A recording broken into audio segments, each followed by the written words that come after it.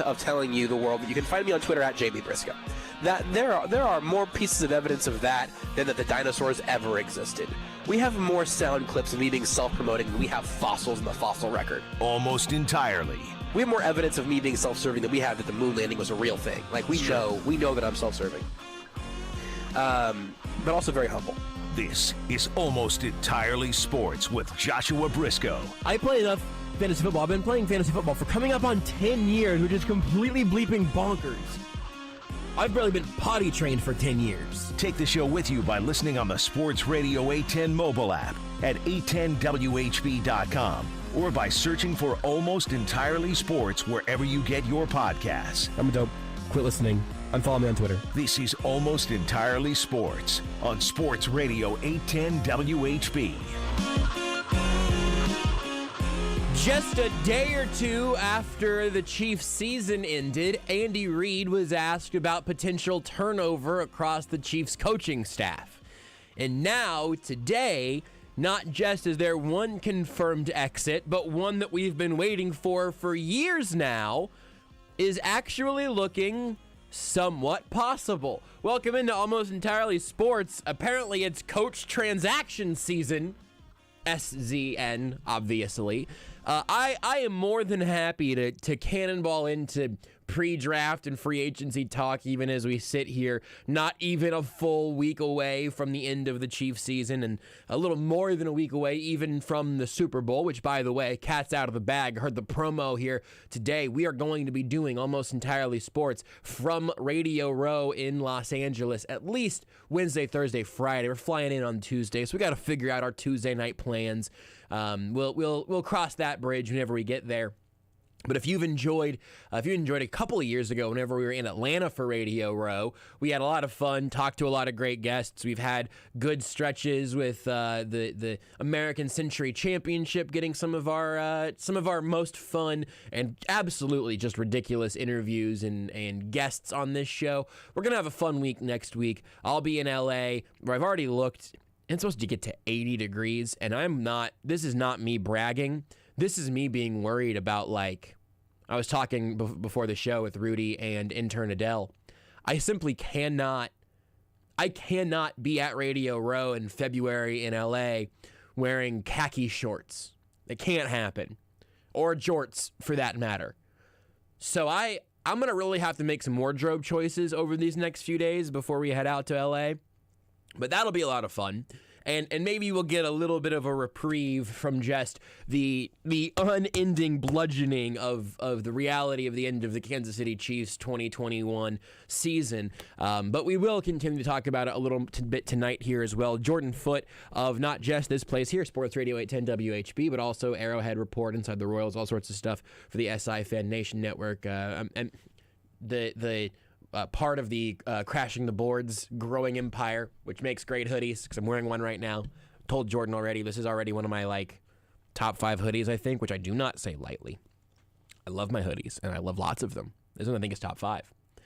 But we'll talk to Jordan about mostly Chief stuff at 8 tonight. We're only on from 8 to 9. We've got some NBA coming at 9 o'clock tonight here on Sports Radio 810 WHB, which is all kind of, it's all fun. It's exciting. I'm glad to have a little basketball back in our lives, and it's all easier and even more fun for me because I just get to enjoy the fact that the Phoenix Suns are excellent. Makes me happy. Warms my little heart in these cold, cold months. Not as warm as I'll be whenever we're in LA, though, when I am concerned that I might have, butt sweat in February. That's a concern of mine, a pressing concern in that matter. But that won't be the most pressing concern here tonight. So here's the news of the day is that the Chiefs have lost their most obvious successor to Eric Bieniemy. And then just a little while ago, we got news that Eric Bieniemy's head coaching campaign, the door might still be cracked open right now.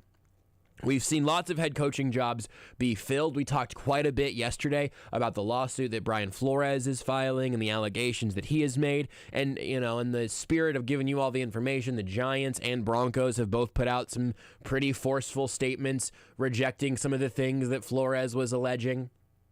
Also, would have been cool if those statements were I don't know. I mean, it would be nice for those statements to be supportive of the cause and not just immediately defensive. But expect very little, and it's harder to be disappointed. That's probably the strategy to go on NFL hiring cycles and whatnot. But we'll talk about Kafka here in a second, because I think there's actually something really interesting here. I don't want to be an alarmist, but I do think that there's a chance that we are, as a whole, not going to be talking enough about the first really meaningful shakeup, I think, from a coaching perspective in this offense since Patrick Mahomes took over. But here's the piece of news from about 6 o'clock tonight. Jeremy Fowler of ESPN tweeted out, "The Saints want to speak with Chiefs OC Eric Bieniemy for the head coaching job, per sources. An interview could take place Saturday." So they should, by the way, and here's the thing. I think that could absolutely end up being a good spot for Eric Bieniemy if he were to get that chance in New Orleans. As a fan base and from an organizational standpoint, from a city standpoint, it's a great spot for a head coach to go for their first stint. I think that is enough of it. I could end my conversation right now and say if he gets offered that job, obviously he should take it. But where does that fit in the hierarchy of it all? It's funny just because the Saints went from being a Super Bowl contender to being an absolute afterthought really quickly.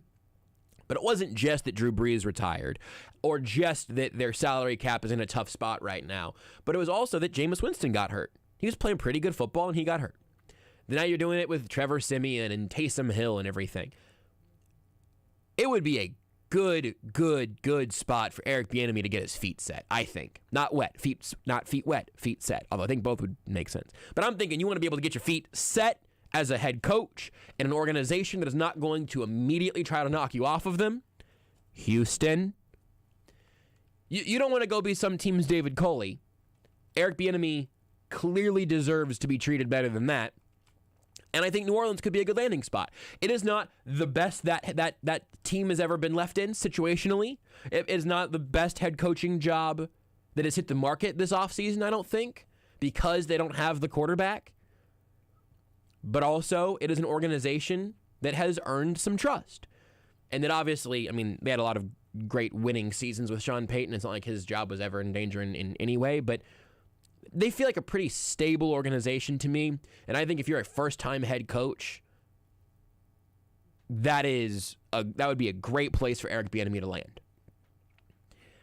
I would have even been excited about that in a way from the Chiefs' perspective 10 hours ago. But now it makes me a little bit nervous, which is kind of wild, but it's true. I don't think that the Chiefs need to kick out Eric Bieniemy to get in some fresh ideas or whatever. I also don't mind the idea of him getting a well-deserved promotion and then the Chiefs having a chance to maybe do something a little bit different or do bring in some sort of fresh ideas or do have an influx of some new folks somewhere in the system. I don't mind that idea. Certainly if it came with the promotion for Bieniemy. But if Bieniemy would have gotten hired to be a head coach somewhere a week ago, I think Mike Kafka would have been named the offensive coordinator of the Chiefs by now. But he's going to go be the offensive coordinator of the New York Giants. And now you might go, well, so now what? Now, look, Bieniemy to New Orleans is nothing close to a done deal. He's had a lot of interviews with a lot of places. It kind of makes sense to me. I don't totally know why. Maybe it just feels like Eric Bieniemy should be the coach in a southern state. I feel like Eric Bieniemy roaming the sidelines in the Superdome makes more sense than roaming the sidelines in Minnesota. I don't know why. I've just been in a lot of Eric Bieniemy press conferences. I feel like that'd be a great swing for him. But regardless, I am clearly would be thrilled for him to get that job. No sort of done deal, but But now we're asking, well, what if he does get that job? Or if he took any other job. Now, I don't know how likely it is that he would leave the Chiefs offensive coordinator spot to go be a coordinator somewhere else. It's not really a hiring time in college either. If you wanted to try to give that angle a shot, it would be a difficult time to do that. My guess is that it's going to be Eric Bieniemy as an offensive coordinator in Kansas City or as a head coach somewhere else, now potentially New Orleans. I'm guessing it's going to be one of those two things. And if he's back in Kansas City for another year, I absolutely think that is a good thing for the Chiefs offense. But especially with Kafka now going to New York. Here's my not a conspiracy theory, but my sprinkle of caution here. So Kafka was like an offensive quality control coach or something, that first year of Patrick Mahomes being in Kansas City, where Mahomes was the rookie learning and everything. But then whenever he went to start in 2018, that was Kafka's first year as the Chiefs quarterbacks coach. As a starting quarterback, Patrick Mahomes has had one quarterbacks coach, and his name comes up all the time. I went back and found in a press conference from, I think this would have been the Wednesday after the Bills win, so halfway between Buffalo and Cincinnati. Somebody asked Mahomes how he stays so cool in a big moment. He said, I think it all goes down to focus. It's about doing what you're expected to do every single play. You kind of have a little checklist of what you're looking for, what you need to recognize, and the answers that you have. Coach Reed, Coach Bieniemy, and Coach Kafka give me those answers before every single play, so I try to recognize the coverage, diagnose that, have answers, and then go and do my job. You will hear Kafka's name come up right beside Eric Bieniemy's a pretty significant portion of the time from Patrick Mahomes and from Andy Reid. I really do think that is a pretty clear triumvirate in the Chiefs offense. And I think it is clearly Andy Reid, number one with a bullet, clearly Eric Bieniemy, number two, and then clearly Mike Kafka, number three. But I think there is something to be, I don't want to be alarmist or anything. I think it's worth noting, if not worth being nervous about, that Patrick Mahomes, after, having a what was ultimately, I think probably he would even admit, a difficult season this year, where he evolved quite a bit as a quarterback, played basically a perfect game and a half, Buffalo in the first half against the Bengals, and then played the worst half of football we've ever seen him play. Certainly, we've ever seen him play in a big moment. Sounds legitimate that Mike Kafka has been in demand for a while, got the OC job today, and now Mahomes is going to have a different quarterbacks coach for the first time as a starter. I think that means something. I might be wrong about this, but didn't the Chiefs kind of give him like a new title last offseason to prevent him from leaving? Yes. I can't remember what the specifics of it were. I just vaguely remember him getting a new title, which obviously means a new pay raise, because they clearly want him around. He was Andy Reid, at least, I don't remember everything about his time in Philadelphia, but it's been pretty clear since he got to KC, there is a path, right? This is where you start. Yep. Then you move here. Then you move here. Then you're the OC. Then you're a head coach. Quarterbacks coach / passing game coordinator. Yes. I'm guessing that title, yes, came with a nice bag of money. And you want to keep that group together. There's no salary cap for your coaching staff, which is something that no one does not get talked about nearly enough just around the NFL, because that's a place where your team's owner can actually put their foot on the scale a little bit. And this is not Eric Bieniemy's fault by any means, but in a way, he threw a wrench in the plans by not getting hired. Everybody refusing to hire him, because the plan was for Mike Kafka to be the next offensive coordinator. I should say that the Chiefs never said that publicly. Yeah. That is just a very prevailing school of thought based off the way they moved. Right. I think what they hoped last year is that Mike Kafka would be your OC, with Joel Blandmeyer essentially being and maybe he stays as the receiver coach because maybe Kafka is the quarterback / offensive coordinator, which has happened with Nagy and stuff. But it seems like Blandmeyer is the next one in line behind Kafka, and there's just that train that moves up. And then whoever their offensive quality control coach is this year, who I can't name, he then replaces Blandmeyer. I have several names for you. It is an assembly line, Yep. That at least since Andy Reid has been in KC, again, Eric Bieniemy has been really the only one that's not fully there, where he wasn't a former college, he was not a college quarterback. Obviously didn't play quarterback in the NFL, was a running back, and for whatever reason, who could say why? I certainly couldn't. It's no People refused clear. to hire him as a head coach. That's I mean, right. the offense has been pretty bad, I would say, the last 3 years, right? Yeah. Chiefs Yeah, have I'm been, sure Chiefs have that's. been mediocre. Yeah. Yep. I mean, they lost an AFC title game. Yeah, that's a great point, man. They won 2, but 3-0 is better than 2-1. So here, just a couple names to Do you keep want in to coach mind. whoever loses? Because I don't. Whoever loses ever. No. Ever. I want my coach every week to say, I will either win or I will die on the sideline. That's why I want Joe Judge. Get Andy Reid out of here. Bring in Joe Judge. Joe Judge. Nice alliteration. I do love an alliterative It's name. literally the only thing he's got going for him. The Jets should have hired him, so he could have just been like the Joe Judge Joe Jets. Judge You Jets. could have had the Joe Judge Jets. He would have succeeded there. You could have sold some shirts. Absolutely. Triple J is a pretty good nickname. That's pretty good. So a couple of names here to keep in mind. So Rudy already mentioned Joe Blameyer. I can't remember what his official title was before becoming the wide receivers coach this year. Like offensive quality control. He was one of those guys. Yes. I don't remember the specific, but he was one of those guys, basically. Andy Reid has mentioned him before as a guy that's involved in like game plan stuff. That bleep matters, by the way. This is not, let me lay this out also. I'm not in the meeting rooms and no one has told me this directly or whatever. I try to put a pretty clear line in the sand whenever I'm speculating versus when I'm speculating with some pretty good ideas versus when I'm telling you something that I believe to be true or something that is factually true. I've got lots of, I try not to blend all those just from like a journalistic responsibility point. I would not say that I am a journalist, but I would say that I try to keep it honest with you, right?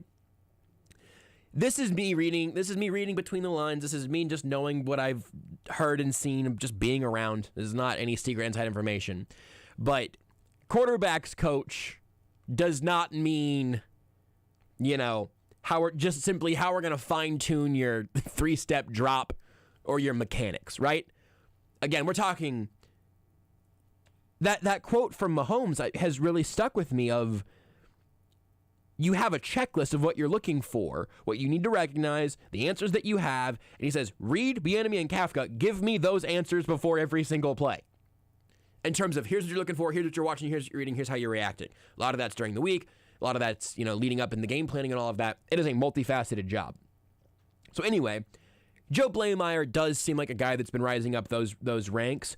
Also, David Girardi is the pass game analyst / assistant quarterbacks coach. He's in his first year in that spot. Joe Blameyer took the wide receivers coach job after the running back coach job was vacated by Dylan McCullough. Rudy, you said, where did Dylan McCullough? He just went to Notre Dame? That's right. Okay. As a running back / assistant head coach or something? Yeah, running back / assistant head coach Good for him. Marcus Freeman, who is their new head coach. And McCullough seems like a guy that it seemed pretty clear that he was going to end up being a head coach at some point. It makes a lot of sense. You fully never know, but it was just like sometimes when you just hear guys talk, and I'm going to use Andy Heck as an example because he seems like a super, everything you read Andy Heck is super smart. Mm-hmm. He just, sometimes when he does a press conference, I just don't get like head coach vibe. Sure. Dylan McCullough gave off head coach vibe. It's like, this dude is just like, and a large part of that is he's great at interviewing, right? Because that's so much of, sometimes of just, getting a head coaching job a lot of time comes down to how well you convey your plan to the owner. And that's obviously the only thing that the owners care about, clearly. One thing that's kind of funny. Clearly showed that this year. Clearly. One thing that is kind of funny is that I don't think Andy Reid gives off head coach vibes in the way that we just described them. I think he probably did at one time. But I don't know. But he just does. I don't think, back in 1997? Is that when he was hired by the Eagles? That seems about close that enough. time. He might have given it off back then. Maybe. Also, you might not have had to back then. I have no idea. In the late 90s, you're not, I don't know if you're being, if coordinators and stuff are being interviewed as much on TV and stuff. You're right, press conferences. But even if you take that to interviews or whatever, I completely agreed with you on the head coach vibes of the guys we've talked about so far. And I thought, well, you know what? Andy Reid doesn't really have that sort of, we're going to take you to church at the podium vibes. Yeah, I get it. And, he's that guy. So that's kind of funny. But so I'd run through a wall for him still. Blameyer took the receiving coach job when McCullough went to Indiana, right? It was Indiana? Yes. Indiana, which now to Notre Dame. Mater, right. So he left, and now he's going to Notre Dame. Good for him. The other name that has not come up yet that I would keep in mind, I don't know that this is going to be quarterbacks for either of these guys, but just kind of in the larger conversation of Bieniemy and Kafka and what the shuffling around could be. Greg Lewis is now the running backs coach. He moved from receivers to running backs. And obviously, Andy Reid has shown that he is willing to have a running back. You don't have to be the quarterback guy to be the OC. That was the path Bieniemy took.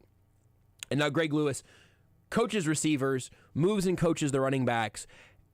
I wonder if Andy Reid does some of that on purpose for guys that he really does see rising up the ranks. Says, hey, go coach the receivers for a few years, coach the running backs for a year.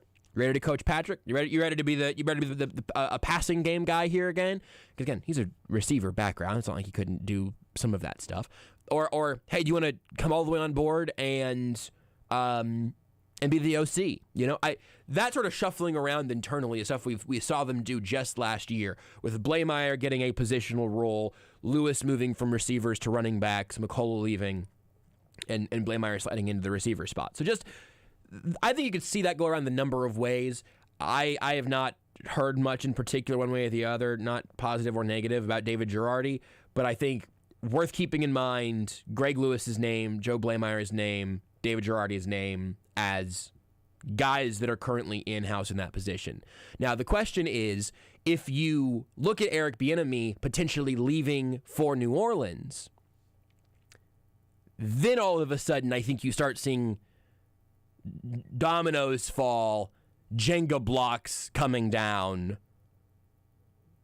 serious changes, right? Now, Ice Pyro's already mentioned this on the Twitch. Is this Eric Bieniemy interview a real Eric Bieniemy interview? And I don't know. We talked about this plenty yesterday, right? How do you spot the difference between a legit interview and a Rooney Rule interview? And I don't, at this point, it would be foolish of me to say with any sort of confidence that it was one way or the other. We have too much evidence that it can be either of those things, and that more often than not, it has been either a sham interview or at best just hasn't worked out, big air quotes. But I don't feel, and there has been some talk about them promoting from the inside in New Orleans, and that's legit.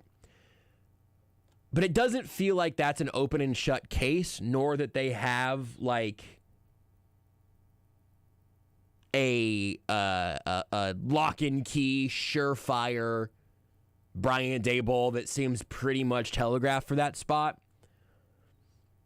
Maybe I am incredibly foolish to say this after the way we had to start the show yesterday, but I am hopeful for Eric Bieniemy, and maybe that is me having some hope and some faith in the Saints organization that is not justified. I don't know. Maybe it's super ignorant, but I also don't know if you're Eric Bieniemy. I don't know how you would say no to that, to the interview. Unless you've heard something, I suppose. If that's the case, call up your guy Brian Flores. I have no idea if the two of them have a relationship. But call up Brian Flores and then you guys should probably chat. Maybe there's something more to that. I hope that is a genuine opportunity for Bieniemy. But also, you got to acknowledge again, if Bieniemy would have gotten hired last year or even a week ago, Mike Kafka is the offensive coordinator of the Chiefs today. The other thing. And this is also a little bit of just some stuff I've seen. Please take this with a grain of salt, or wait for have someone else double check this. But I've now seen and heard publicly in various places that this was the end of contracts both for Eric Bieniemy and for Mike Kafka. So they've got supreme flexibility there. And look, I think if Bieniemy was offered a head coaching job, the Chiefs were not going to step in and keep him from taking that. I would be floored beyond words. One of the major national insiders, I don't remember if it was Schefter or Rappaport or Mike Garafolo or somebody, one of those guys used the phrase that Kafka had been blocked in recent years. And I can't remember, or I'm not 100% sure one way or the other, if that was a Chiefs thing or if that was more of a, like, situationally blocked. But I do feel like there was at least some murmuring of Kafka looking for, having some opportunities for jobs like that, but the Chiefs holding him in-house. Not 100% sure about the details on that one. But it's just kind of interesting, and it leaves you in kind of an interesting place where Patrick Mahomes is going to have a new quarterbacks coach for the first time as a starter. That's not... I'm not using that to predict Patrick Mahomes' early demise or anything. But I could see that making your life a little harder. Or at least slowing the progression, right? And I don't know, maybe Patrick Mahomes learned all he could learn from Mike Kafka already. Maybe Kafka learned all he could learn from Patrick Mahomes and Andy Reid and Eric Bieniemy, right? Maybe they're able to put a bow on that and everybody's happy. But I do wonder what that could look like. Also, this is something that Rudy and I talked about a little bit before the show, and I've seen come around on Twitter. So people are saying, oh, well, what about X, Y, or Z? I'm going to give you 3 names that have come up, and I'm going to tell you where I could and couldn't see those happening. First thing is that we put that story up on like on Facebook, and there were 20 consecutive comments immediately about bring in Alex Smith to be the quarterback's coach. Ooh. Well, so here, let me give you I'm going to give you my pros and cons on all 3 of these. Alex Smith made way too much money to do that. Alex Smith made a lot of money, played a lot of football, almost lost his leg, and based on the E60 and based off even what Rudy has told me about his appearances on ESPN Daily and whatnot, he lives in San Francisco. It seems like Alex Smith is probably enjoying his time with his family. Mm-hmm. If in 5 years he wants to get into coaching, I'm sure a phone call to Andy Reid would be a good place for him to start. I don't know that Andy Reid would hire Alex Smith. I don't know that he wouldn't. It seems totally reasonable. It seems very within the realm of possibility. But it just totally subjectively just kind of Alex Smith right now kind of strikes me as a guy who's probably enjoying being with his family again, you know? These are hard jobs that take a lot of time. You know, it feels like more likely to be like a Chiefs quarterback coach just in the next 2 years? Matt Moore. Like Matt, or Chad Henne even, right? Like those are the type of guys who a lot of times get in coach. Even though Chad Henne's made a lot of money as well. A lot of money. But like, those are generally the guys, and right? even then, like I think it is Mike Kafka was in the league for like 4 years or 5 years. I think he made 4 appearances all with Andy Reid's Eagles, right? You don't typically every time that game gets me, because when it really hurts me is whenever I don't see it coming, because I just say Mike Kafka. We've been talking about Mike Kafka all day. I remember watching him in college. I bet I watched him a dozen times, like play football in college. So annoying. The East-West Shrine Bowl is on right now, by the way, and I want to just start saying player names, and then I can see their helmet, so I'll know where they played college. Maybe you wouldn't. When's your cutoff in that game, by the way? You know, this year I know less of it, I would say. I think you would be able to get me a good amount in the East-West Shrine game. I think probably so, too. Yeah. 'Cause these aren't all your absolute tippy-top draft prospects and stuff. Senior Bowl, I think I would do pretty good. Yeah. East-West Shrine. Could be a challenge. I also don't watch as much college football, in large part because once you root for an SEC school, like there's college football, what the SEC does. Right. And there's just the little, like the... Everything else. The backyard, you're basically, the rest of the college football world's just basically playing catch. Right. I mean, because you're playing you're playing a kid's game. Outside of the SEC. The SEC. Outside of the SEC, it just doesn't mean more. It just really doesn't. And that's just really hard to get through. Literally, the rest of the college world sports slogan. Timeout. It just doesn't mean more, which is why the SEC came up with it just means more. I just would like to say I don't know anything else about this man, but a tight end with an Oregon State helmet just kind of touchdown while bleeding out of his elbow, and I would like the Chiefs to draft him. Quito or Ariar? Oregon State? That's what I know. I said Oregon State. I hate how This is smug how I you are learn these about that. things. I learn them from, I watch, right? I hear. Good. There's a pronunciation guide at osubbeavers.com. Tegan. Come on, man. Put the pop-up down. Quitorino. Oh, no. Nailed it. Nailed it. I like anybody that catches a touchdown while bleeding out of the arm. Anywho. Tony Moriarty could catch touchdown passes. The problem was he was literally 24/7 bleeding from his entire body. He was always hurt. That was a very morbid way of making by that. the way.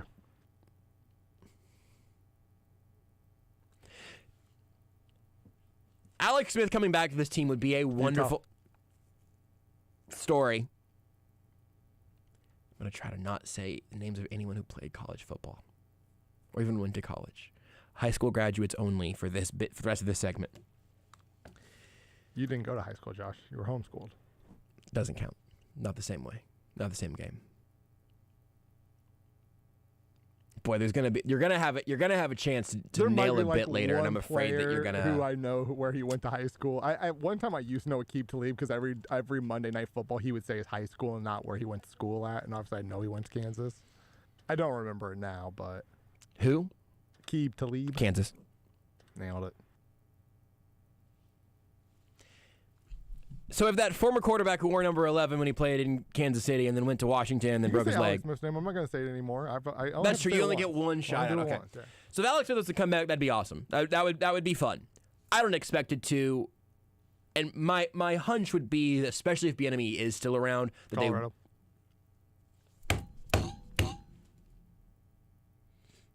they would go in-house. But ultimately, I expect it to be probably one of those internal guys. If it's going to be an offensive coordinator conversation, I don't think it's going to be Matt Nagy. Where'd he go to college, Rudy? Delaware State? I don't know, man. It's not think my it was game. Delaware State. It's not my game. Wasn't don't ask me questions. It's your game. Him and Brett Veach were both at Delaware State, right? It's your game. Fine, I'll look it up. I'm not going to fact check your game that ruins the show. Ruin the show on your own time.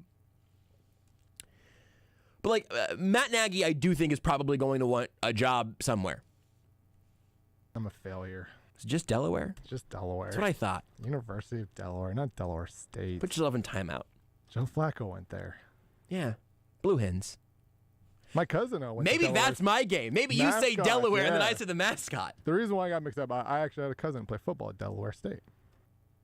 He started off his career at San Diego State because he was recruited by Harbaugh. When Harbaugh was at San Diego State. Red Hens, I think. Delaware State. I actually don't know if that's true or not. Definitely not. No chance. There's no chance the two Delaware teams are called the Blue Hens and the Red Hens. That was a joke. They're the Hornets.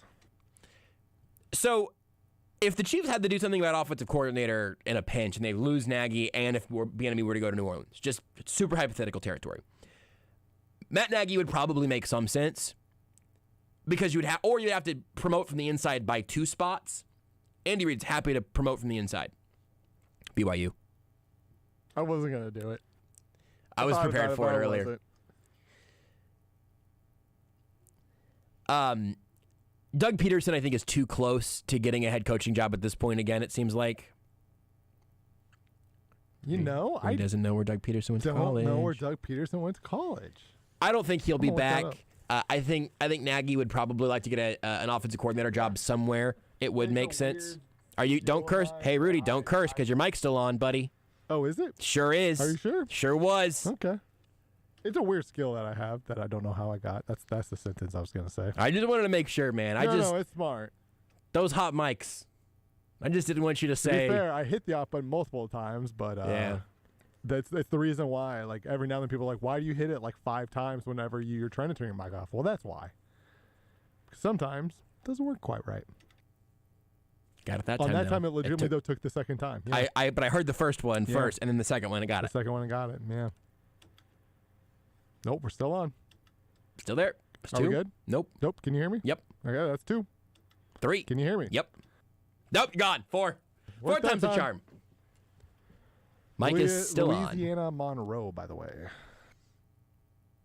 So I expect them to promote from the inside. I would expect that Bieniemy is probably not hired by the Saints just by like the numbers game. But the Chiefs could actually be in a pretty unique situation if they do end up in that spot, having to replace a couple of those guys. We'll take a break. That's Rudy Salazar, Wichita State, Kentucky. I'm Joshua Brisco, Mid-American National University. What'd you say? Yes, I nailed it. Anderson County High School Homeschool Co-op. I wish I knew a fun... I wish I could do the mascot game there of just Wildcats, Shockers, Pioneers. We're the Bulldogs. I think at one point I did name the homeschooling mascot to be the Penguins. We just need more of them. Youngstown State. For sure. I'm not gonna have teams and players ever to your extent. I might be able to sneak up on the mascot game. Are we getting? Is that NCAA game actually? NCAA football actually coming back? I just remember the mascot mode, and I really would like that back in my life. That was wild. Like I for whatever reason, I loved playing with Michigan State because just watching a giant Spartan run around. It's awesome. Just enjoyed it. It is coming, but I don't know if it's even going to actually have like the real schools in it or whatnot. At least to start out with it sounds like. Well said. Seems like a pointless game then. Why don't you turn off your mic a few more times? All right, we got another one that time. That time, unfortunately, the audio payoff was Rudy going, "Oh, first try," but you didn't hear it because it worked on its first try. We'll take a break. Whenever we come back, we'll talk about, I don't know, probably something Chiefs related. There's a handful of things kind of floating around right now, but that's the story of the day. Is actually a little bit of coaching turnover for the Chiefs offense. We'll see where it ultimately leads us. You know what I ought to do whenever we come back? I ought to tell you what Seth wrote about. We talked to him about some of it on Monday when we had him on. His All-22 Patrick Mahomes film review is up, and that bummed me out. Maybe we'll talk about that whenever he came back. Where did Seth go to college, Rudy? Minnesota Duluth. It seems close enough. It's probably not true. I don't think I know the answer to that, actually. I was just thinking, like, has he ever... Go and clear your throat. Sorry. If he's ever mentioned it on any podcast I've listened to him on, or obviously, I'm sure it's not the University of Minnesota. I feel like I know that. Minnesota Duluth just felt good, I guess. I don't know. School of Hard Knocks. Just watched a lot of Hard Knocks on HBO. Took notes. That's how you become a lawyer, right? We'll take a break. It's almost entirely sports, and boy, I wish we would have had a funny joke to end the segment on, but you can't always get what you want. Try sometimes, you might just get hired by the Giants. That was better than mine. Yeah, why would you do the actual lyric as the punchline? I'd say that's where I thought you were going. No, I was going to try to throw a little curveball. Trying to be Clayton Kershaw. Please tell me where. Did he play college ball? High school. Close enough. Want more Almost Entirely Sports? Watch the show live on the Sports Radio 810 Facebook page. Robert Brogdon's Olathe Buick GMC is announcing a worry-free guarantee on new Buick and GMC purchases. That's right. Buy any vehicle, and if you don't love it, they'll take it back, no matter the mileage, and refund you 100% of the purchase price. They've got the area's best selection on new models like the 2022 GMC Yukon, Sierra 1500 Limited, and Buick Encore GX. With this offer, there's never been a better time to buy. Visit robertbrogdon.com or check them out at I-35 in Santa Fe in Olathe. Customer must register vehicle. See dealer for details.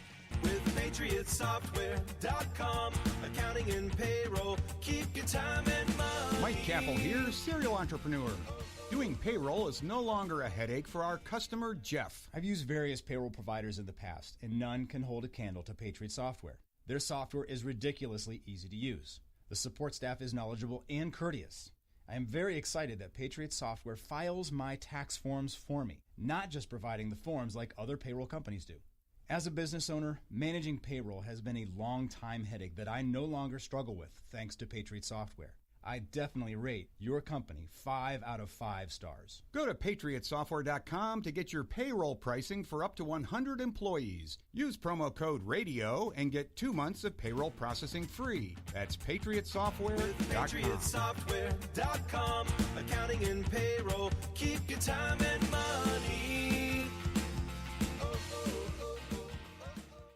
At Lazy Boy Furniture Galleries, we know your favorite spot might be curled up in a comfortable chair, or relaxing with your feet up on the ottoman, or even spread out on the spacious sectional. That's why we've redesigned comfort. Find your favorite spot in the style that best fits you. It's the Lazy Boy Super Weekend Sale. For a limited time, get 25% off everything. Plus, score an extra 5%. Special financing available. Lazy Boy Furniture Galleries. Live life comfortably. Exclusions apply. Minimum monthly payments required with approved credit. See store for details. ICON is seeking healthy, non-smoking men and women ages 18 to 65 to participate in a clinical research study at our facility in Lenexa, Kansas. Volunteers must be available for 1 stay of 5 nights and 1 follow-up visit. Qualified participants may receive compensation up to $4,000 for time and travel. Call ICON today at 913-210-5900. That's 913-210-5900.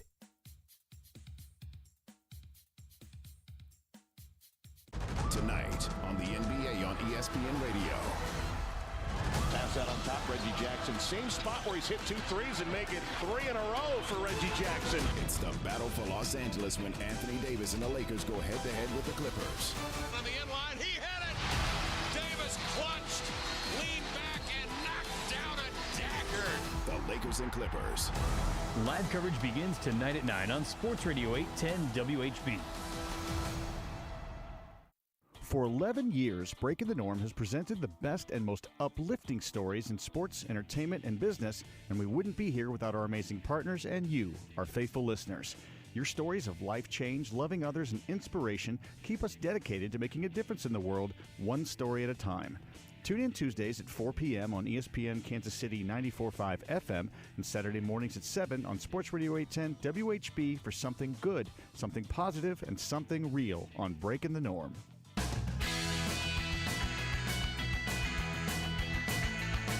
This is Almost Entirely Sports with Joshua Brisco. Cleveland State has a coach named Dickie Nutt. And I'll now move on to another topic. On Sports Radio 810 WHB. Cleveland State. Did you know Yes. that the Olympics start tonight? No. It's not even the opening. This is the weirdest thing about the Olympics to me. The Olympics are starting, but the opening ceremonies don't start for like a couple days. That's how I learned that the Olympics actually were starting tonight, which is that the yes, I just saw this tweet from Mark the Overseer, Mark Van Sickle. He tweeted, so the Beijing 2022 Olympics started a couple of days ago, but the opening ceremonies are tomorrow? Yeah, it's like... Wait, saw a little bit of curling last night. Wait, is it... What? Yeah, is it? Have medals been awarded yet? No, so it's like preliminary stages. Okay. But the thing is, why not just do the opening ceremony. ceremonies before the preliminary stages? I don't know. I mean, are these people not technically in the Olympics? Is that the issue? It's like the play-in games. This is the first 4 of the Olympics. Yeah, I mean, it doesn't like really matter to me, but it's also just really weird. I used to really care about the Olympics. Like, they were a 2008 a blast. Was that when it was in Greece? That was Phelps, the year where he went for all the gold. That was like the one year where I remember like really caring. Yeah, I have like a bunch of like little pins, PINS, and I have like the they had like they all wore like berets that year that said like USA on the front. It was a straight up beret. I think my mom ordered a couple of those. We watched a ton of Olympics, and the last few I don't know. I haven't really been there for them. I don't know why. I will generally watch all of basketball, which obviously is not happening in this one because of the Winter Olympics. Basketball is a Summer Olympic sport.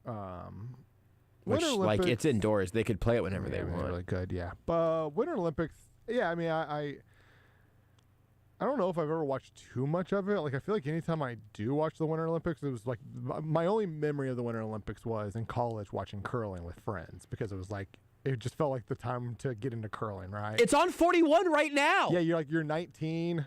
You're hanging out. I just turned off the East-West Shrine Bowl. You're 21, I mean. You have a drink.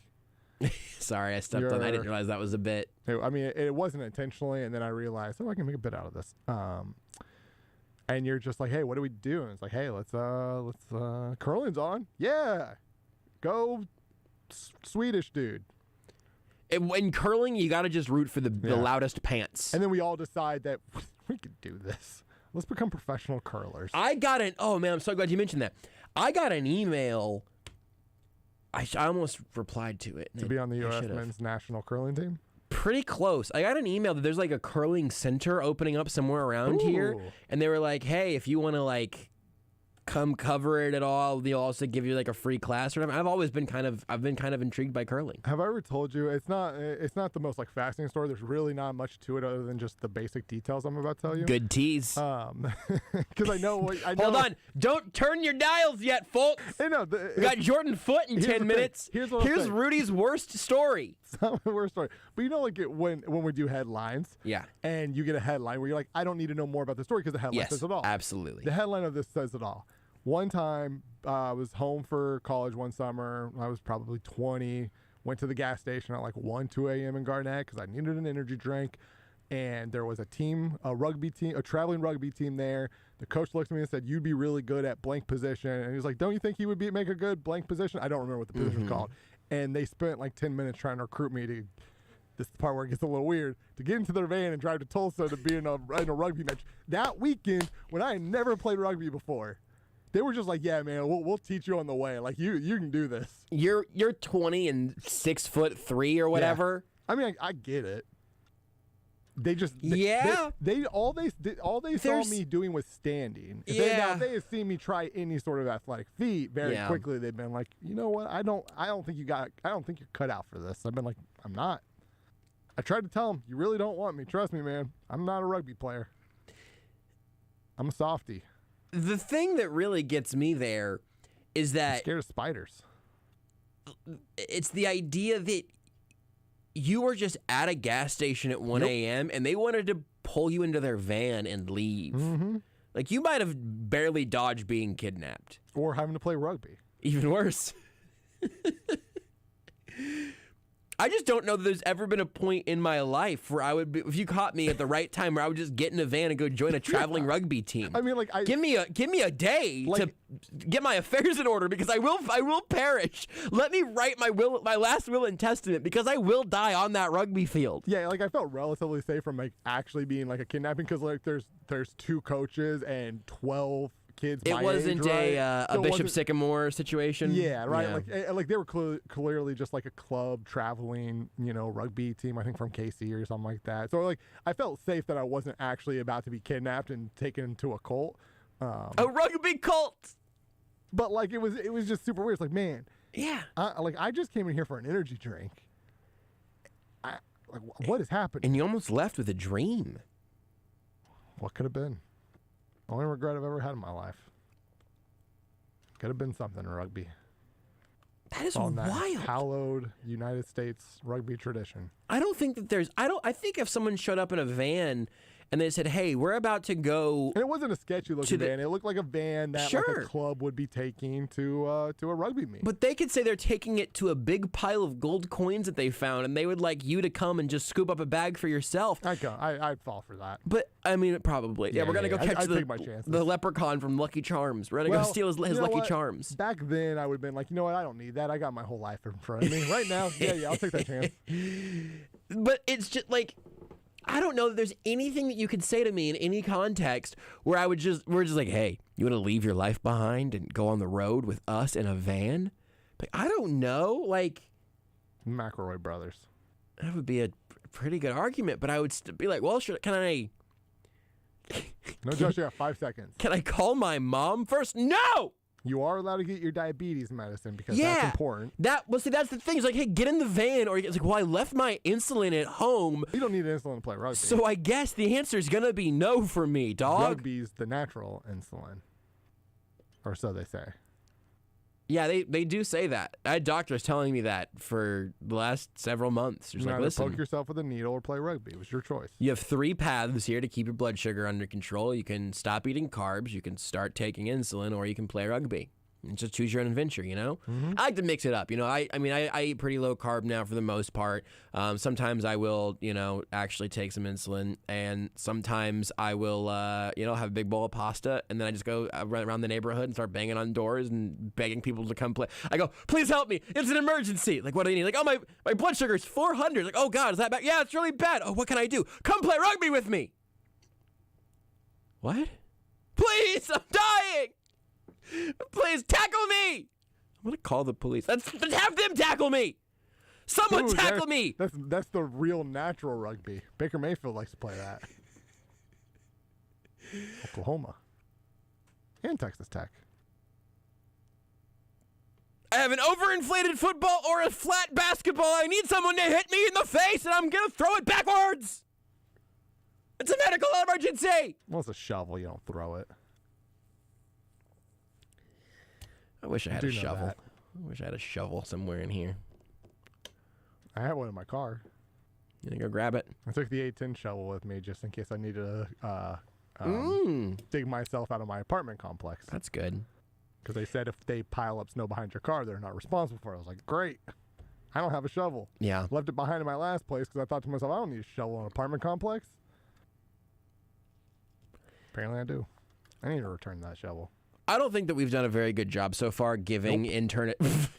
I don't think we've done a very good job so far giving intern Adele specific things that she can do to like actively help out around here or to learn some things. You gotta observe for a little bit. Sure. Right? You gotta soak it in, see what it's about. Well, so I do feel like I have first sort of internally duty is I would like her to go out to your car, get your shovel, and then come in here and just smack you over the head with it.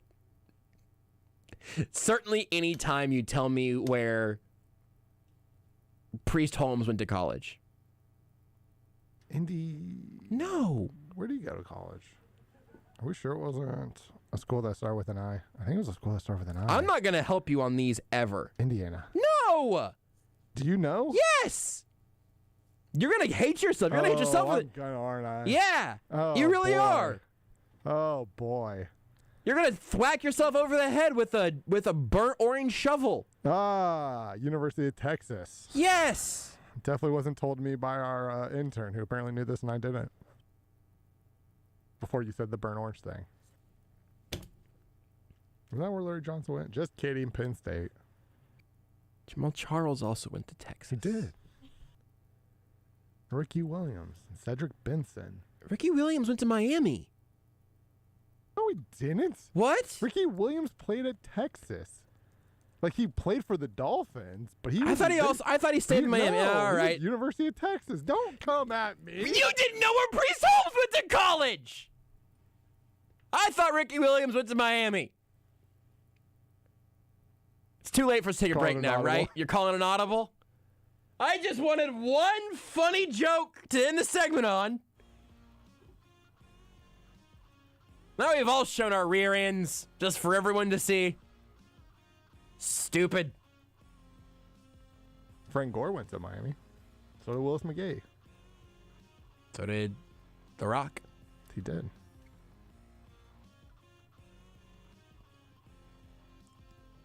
I really Jeremy Olsen? What? Or Jeremy Shockey. I said, why did I say Jeremy? Because you get Greg Olsen. I combined Greg Olsen and Jeremy Shockey. How did that happen? I don't know. Those dudes have two things in common, and I don't think it makes them that confusable. One of them got a sleeve, and one of them immediately was put in a TV booth. Jeremy Shockey's on TV? Jeremy Shockey was on the cover of NFL Street 1 or 2? 1, 2. This is your domain. It really is, yeah. We've really all found our own separate ways to disappoint everyone involved, which is, I guess, at least kind of fitting.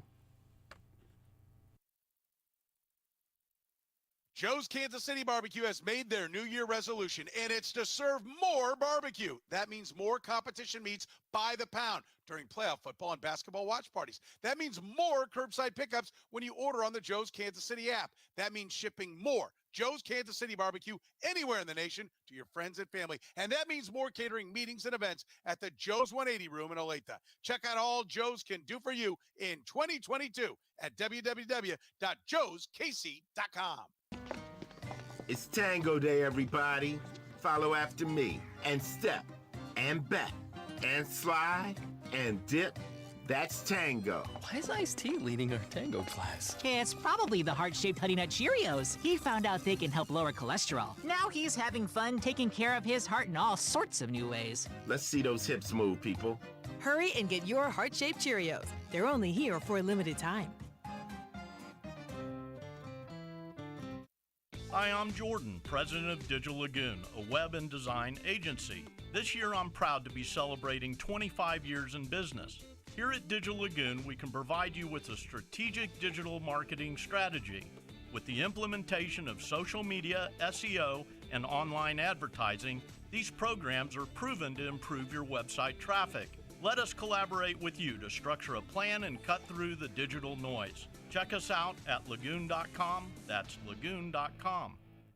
In-house is your Valentine's one-stop for everything roses. Get the freshest dozen rose bouquet that is available for that special person in your life. Several colors to choose from. If you have a special request, In-house has trained floral designers that are eager to create that unique design just for you. Don't forget, for only $49.99, skip the reservations and enjoy a romantic dinner for two at home. Pre-order now at henhouse.com. Henhouse, your Valentine's one-stop for everything roses. Hey folks, Jerry and Alec, Continental Siding. Jerry, how are we getting siding materials when some companies can't? We don't buy our materials from overseas. We make it ourselves right here in Missouri. In fact, we bought so much raw material last year, we're getting rebates this year. To thank you for supporting local manufacturing, we're passing our rebates to you. There's big discounts now, but they won't last long. Click or call now. Go to continentalsiding.com. With PatriotSoftware.com, accounting and payroll, keep your time and money. Mike Capel here, serial entrepreneur. I started my first business in the basement of a factory over 30 years ago. We had no heat and no air conditioning. Instead of customers, our office visitors were rats, birds, flies, and snakes. Our office flooded often, and we used blankets as our office walls. We were broke and needed help. That's why I created Patriot Software, to help small business owners with simple payroll for 1 to 100 employees. And if you need help, we will help you for free. Go to PatriotSoftware.com. Use promo code RADIO and get 2 months of payroll processing free. That's PatriotSoftware.com. With PatriotSoftware.com, accounting and payroll, keep your time and money.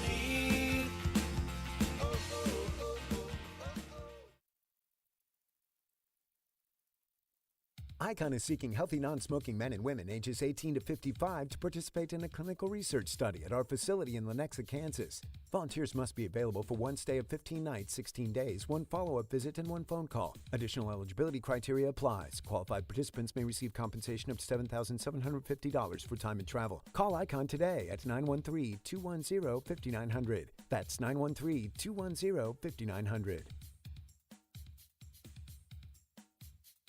Kansas City's hometown sports station, Sports Radio 810 WHB.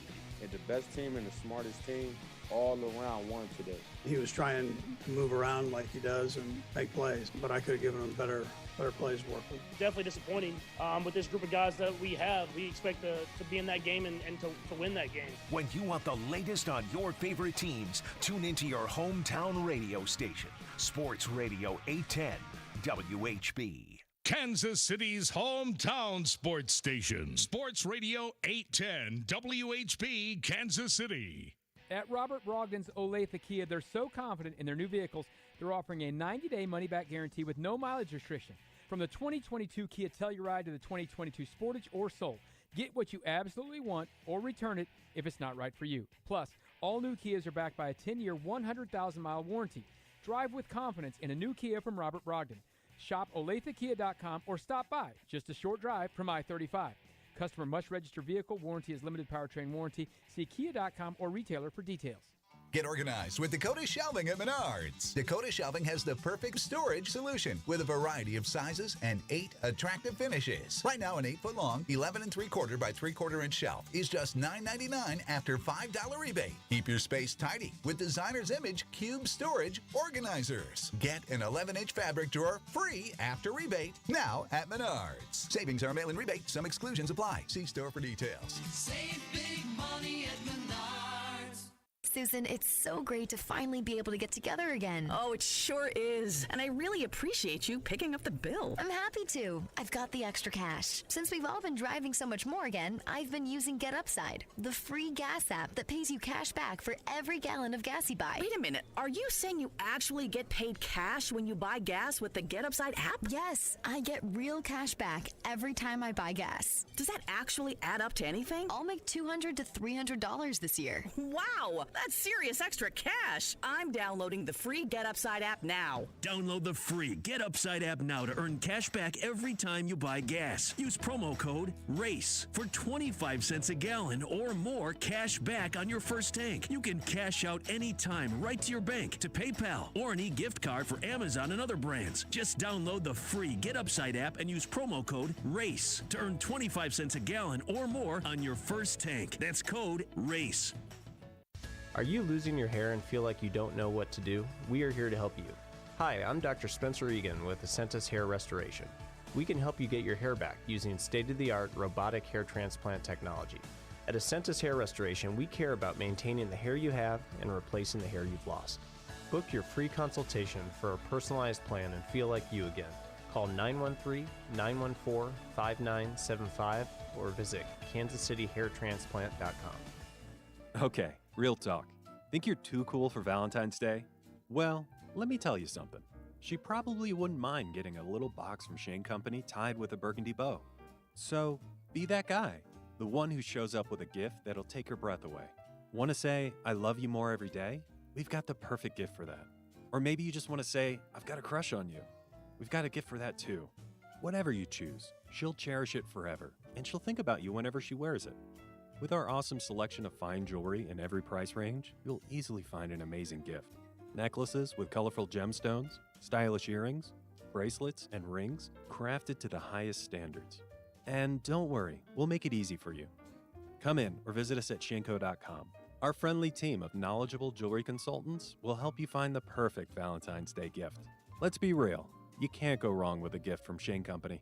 Now you have a friend in the jewelry business. Shane Company and Shaneco.com.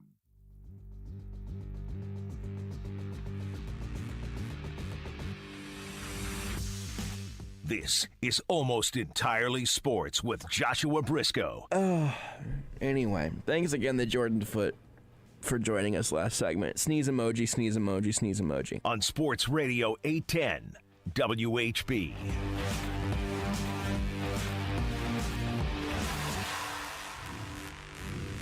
Really glad that we could grab Jordan Foote and pry him away from NFL Network, where I'm sure he is taking detailed notes watching the East-West Shrine game.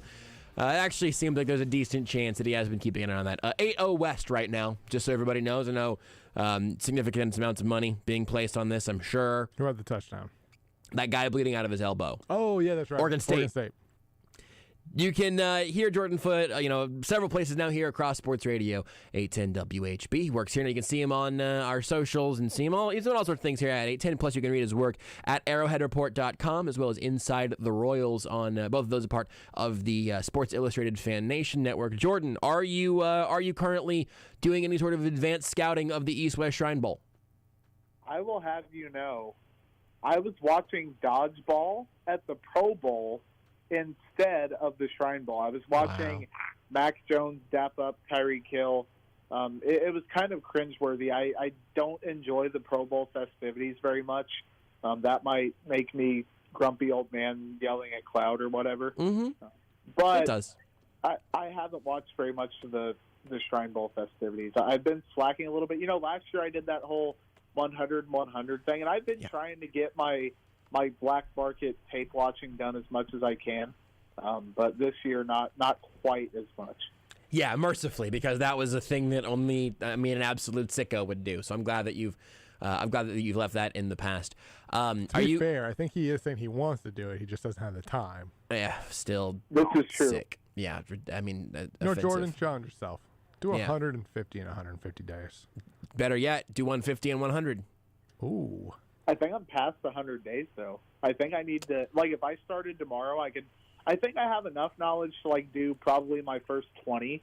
After that, I'd really have to do double duty. So, I mean, it's possible, but I just don't know if I can do it. I guess I could do 290 or however many days there are until the draft if I really wanted to challenge myself. Sure. So the draft is in 84 days, it says. And so what I would say is to do 384. Start tonight. You're gonna get some UDFAs in there also, of course. I think that I feel like that could really drive some page views, man. I need to know who the next Zane Anderson is gonna be, right? I need to know who to be mad at before I'm mad at him. Man, I knew who Zane Anderson was when they brought him in. Ironically, I have not ties to BYU, but I'm always following them. I was like, and of course Andy Reid has those ties and all that stuff. So it was a rough. How many games did he even participate in? Like 3?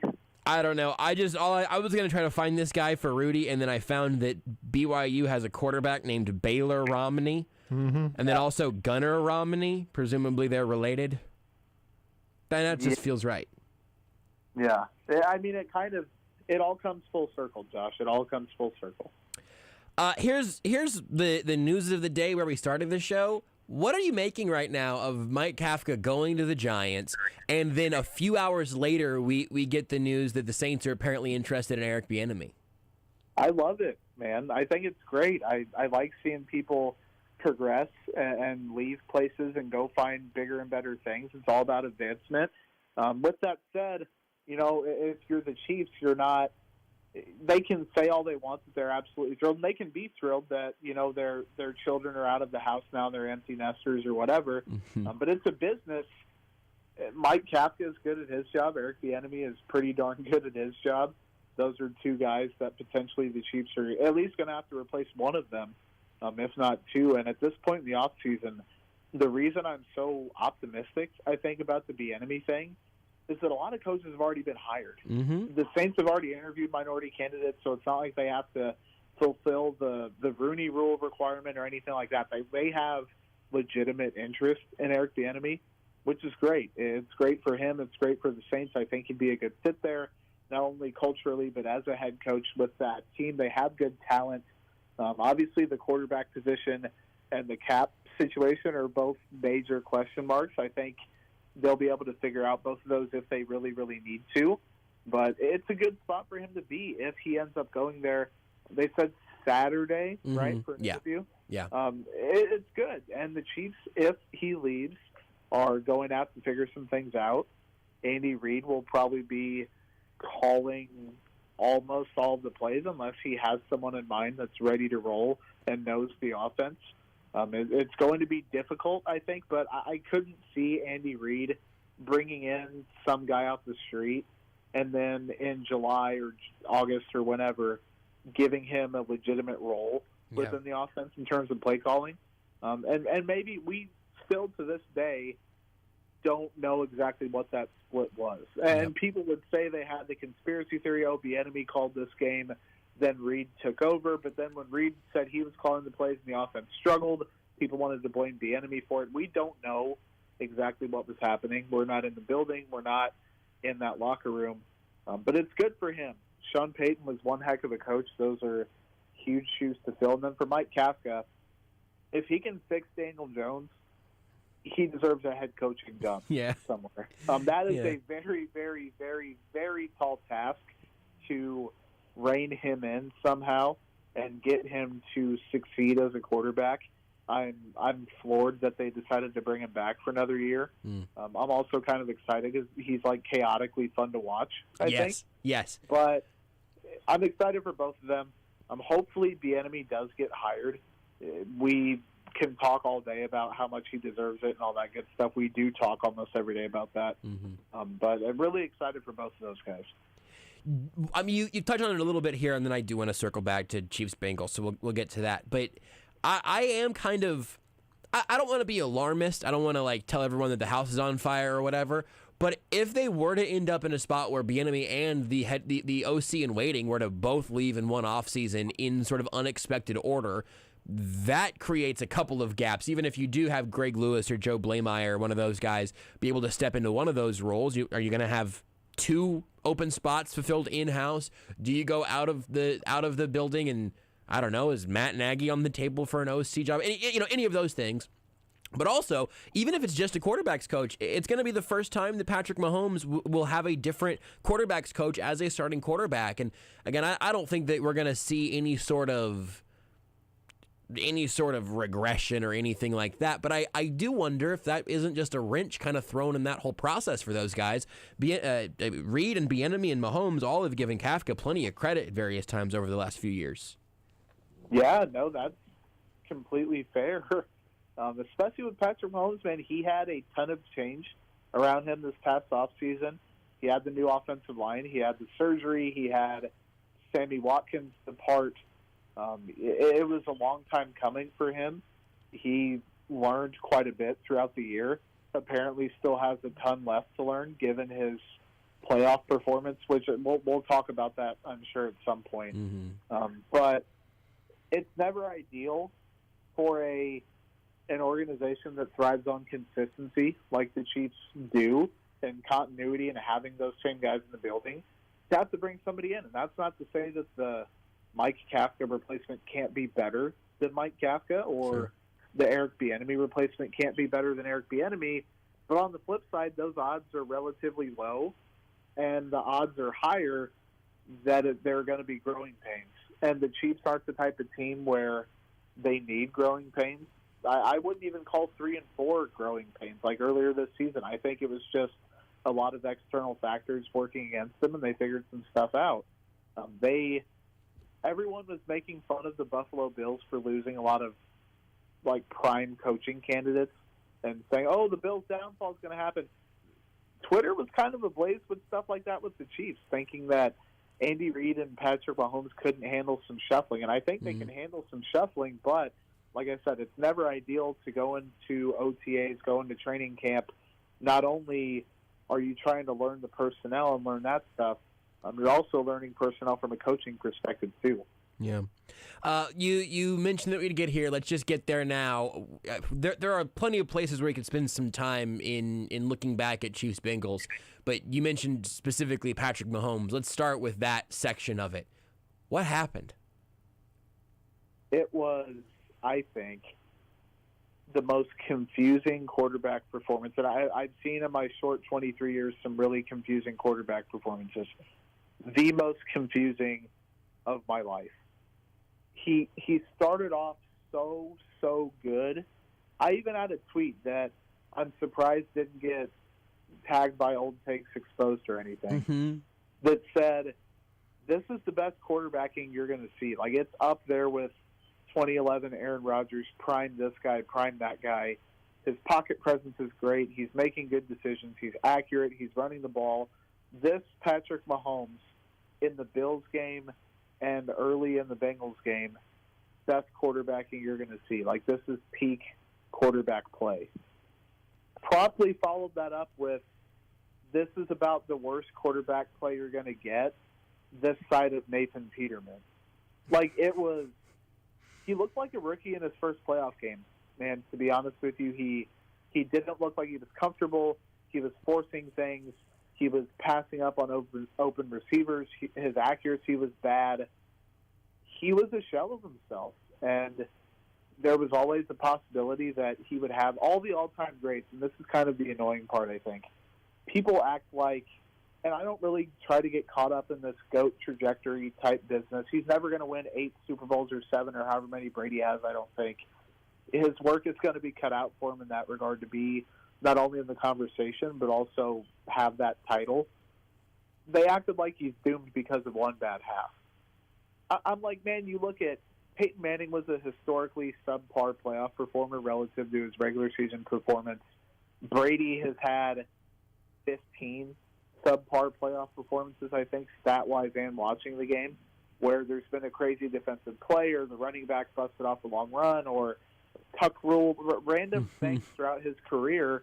It doesn't doom Patrick Mahomes, and I think in the long run it's going to help him. But, like, how do you know that's not going to happen again? There's always going to be that lingering in the back of everyone's mind. He has choked away a playoff game, and I get that Andy Reid should have called more run plays. The Chiefs could have calmed him down. Did you see the video of, it was either NFL Films or whoever gets the, like, exclusive footage of those games, where he convinced Reid to go for it on that thing at the end? Reid looked, they all looked like they lost the game. Bieniemy was pissed off. Reid was dejected. Hill didn't know what, like, if he has that much say in what they're going to do, and usually Mahomes won't, like, kind of wave him off and say, we're going to go for this.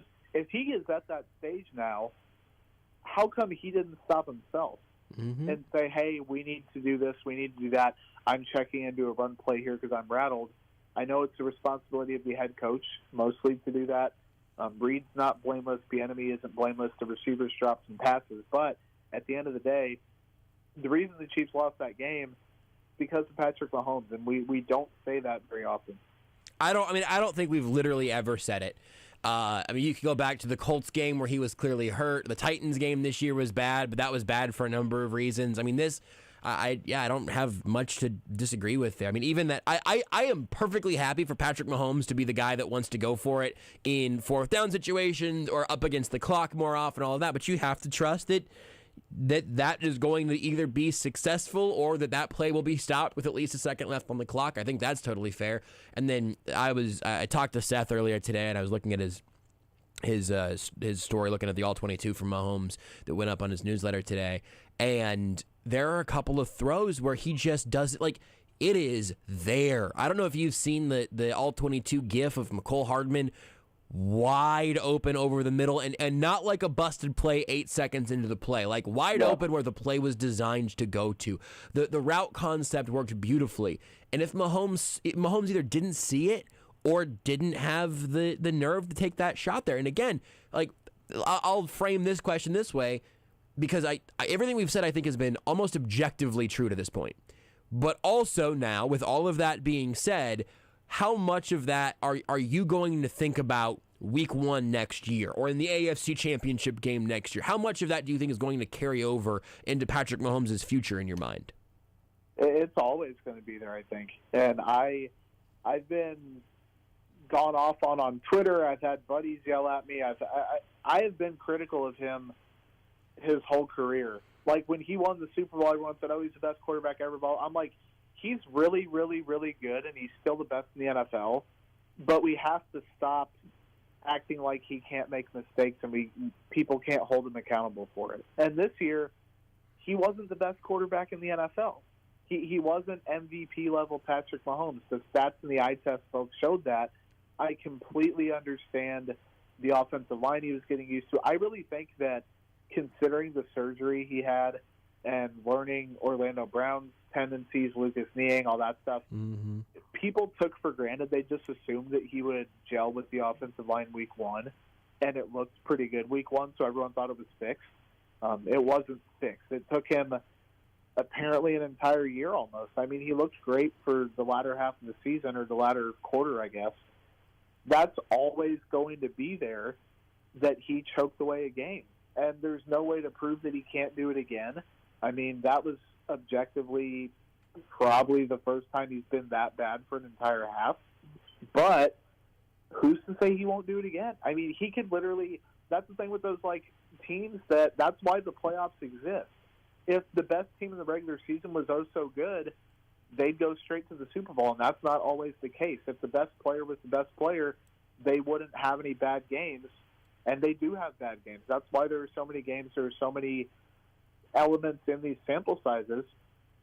Is it possible that he's going to have that bad of a half again? Sure. Is it likely? Probably not. But he could look elite for the first 15 games next year and then have a stinker. I mean, that's just what happens in the playoffs. You have to get there and see what happens. If he looks good for, a few months and he objectively is making good decisions and looks like he's evolved, which I think is entirely possible. I mean, if he hits that Aaron Rodgers level where he's just mentally above and beyond everybody, that's okay. I just don't know that you can completely coach that I want to do so much instinct out of him. And I hate using that Rodgers comp, but Rodgers almost has that laid-back type personality where even on the field, he had the same thing against the 49ers where he was trying to play hero ball, and he's not nearly as intense as Mahomes. So I think it's just Reed summed it up perfectly. Veach summed it up perfectly. It's the blessing that you have with a guy like that. You'll go to war with that 100 out of 100 times. But sometimes it's going to come back to bite you, and I think the Chiefs just need to hope that moving forward it doesn't happen. I don't think they can coach that completely out of them, though. And frankly, I don't want them to, but I do also sit here now talking about we should be preparing for a Chiefs-Rams Super Bowl, and so all of that is well taken. Rudy said he has a crazy Tom Brady stat. Yeah, so Brady, or I guess I'll start off the other way. Patrick Mahomes now has more AFC Championship game losses, 2, than Brady had in his entire career, 1. He's obviously lost in multiple AFC title games, just only once at home. It's absurd. The Brady round by round stats are insane. It really it just and the thing that's crazy might just be how many of those type of stats there are. Yeah, there might be 100 of those just insane Brady stats. He was 14-2 in the divisional round. 14-2. He only didn't end up in a championship game after making it to the divisional round twice. Jordan, next question. Was Tom Brady good? I'm probably the wrong person to talk to about this. Obviously, he was good. For really 23 years, really maybe 22, I would fight and fight and fight against he's not the GOAT. Manning might have been better. Rodgers is more talented and a better thrower of the football and more efficient by this stat, whatever. I know Brady was partially a product of his environment. I know he didn't make the nicest throws. I know the arm talent wasn't insane. He didn't run around crazily. Part of quarterbacking is just doing what you're supposed to do. He was the best at that. And the comebacks were insane. His early years, he didn't have the receiving cores that he had now. People kind of, especially my age, don't remember those years very well and think that he's always had stacked offenses. He hasn't always had that. The defense has been good, sure, but we shouldn't hold that against him. The same people that praise Patrick Mahomes for doing this, that, and the other with Tyreek Hill and Travis Kelce say that Tom Brady has a stacked team. Cool that they surrounded him with good talent. That's good on the GM, good on the coaching staff, good on the ownership. He's the best. How can you... Sure, guys might have had more raw talent. Sure, some guy made a better throw a few times during his career. But in terms of success, mixed with the stats, mixed with him just being that guy, I'm conceding that he's the GOAT. I really think that it's less than 1% of the population now that is still in denial about that. Jordan, well, gonna be a little funny. Brady or Jordan? Wow. I think... Keep it up. Come on, Jordan, let's go. I need answers. Give us an answer. In terms of who's more the GOAT... Give us an answer, Jordan. It's a simple question. It's a Tom Brady or Michael Jordan. Jordan. Jordan? Jordan, answer the question. Brady, I guess. Thank you. Alex Smith would agree. I thought of that question because I heard Alex Smith say he believes that... I'm not going to disagree. Jordan might not be the GOAT. I think Brady is a slam dunk. Jordan's not a slam dunk. Whoa. Who is in the argument of that GOAT? Steve Nash. Obviously. No.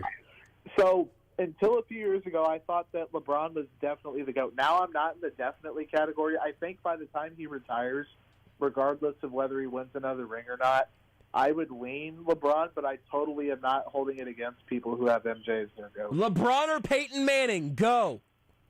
It's got to be LeBron, but I love me some Peyton LeBron or Manning. Wayne Both answers Gretzky? are wrong. It's Nikola Jokic, the real GOAT. LeBron or Wayne Gretzky? Now. Wayne Gretzky. Oof. Right now? I said now because I was picturing the two of them fighting right now, and I think I would take LeBron in that. So, no, I think Wayne I'd take Wayne Gretzky, actually. Yeah, that's fair. I've always wanted to see LeBron fight, and that's very selfish of me. He comes off as like he wouldn't, I don't know. He seems like he wouldn't be good in like a basketball fight, but also he's like the face of the league, and he's like this big, tough, like I would never fight him because he's a huge dude and he'd kick my you-know-what. But also just his personality makes him seem like he wouldn't want to actively fight. And he's had some opportunities. You know, people have put him in a precarious spot before. Wasn't it the Pistons, Isaiah Stewart, that like that's the closest he's ever going to get to fighting somebody earlier this season? Sorry, hold on one second, Jordan. I'm sorry to cut you off. I'm getting breaking news. Go ahead, Rudy. This just in: Jordan Foote, quote, wouldn't fight LeBron, unquote. You had the sound again, Rudy. It's just like this bookend. Thank you. Sorry, I was preparing the official Sports Radio 810 tweet. Yeah, we're gonna tweet fight that. LeBron? No. Okay, no, absolutely. I'm glad. I was going to say, well, if you're making fun of me, I hope you wouldn't fight him either. No, I love that you had to say out loud that you wouldn't fight LeBron, because I walk around most of my life and I look at people and I don't think, would that person fight LeBron, because the answer is always an implied no.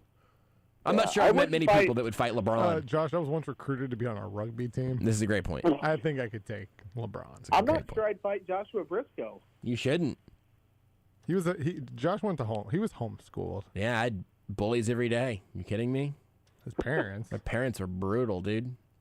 Yeah, they are. I think this was I think this might have been on the right time. I don't remember if it was Bomani's take or if it was a guest's, but somebody made the point with Brady that it's going to be, we all get to be old men immediately, because it's not going to be a YouTubeable greatness for the most part. You're not going to be able to if you want just eyes falling out of your forehead, going into your forehead, then falling out of your forehead. My eyes are in my forehead. I don't know if that's not normal for everybody. Eyes falling out of your face highlights, you would find Aaron Rodgers ones, or now to this point, Patrick Mahomes ones.